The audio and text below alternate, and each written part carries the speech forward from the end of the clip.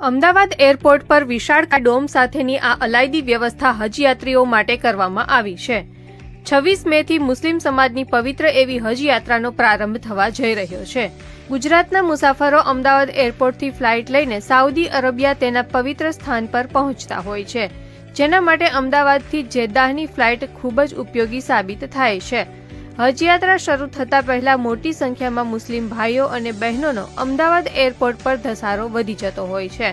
તેથી છેલ્લા કેટલાક વર્ષોની જેમ આ વર્ષે પણ હજયાત્રીઓ માટે અમદાવાદ એરપોર્ટ પર અલાયદી વ્યવસ્થાઓ કરવામાં આવી છે, જેમાં ડોમેસ્ટિક કાર્ગો ટર્મિનલની બહાર વિશાળકાય ડોમ તૈયાર કરવામાં આવ્યો છે, જેથી હજ કરવા માટે અમદાવાદ એરપોર્ટ પરથી ઉડાન ભરનાર તમામ મુસાફરો આ ડોમમાં આવીને લગેજ ચેકિંગ તથા બોર્ડિંગ પાસ મેળવી શકશે।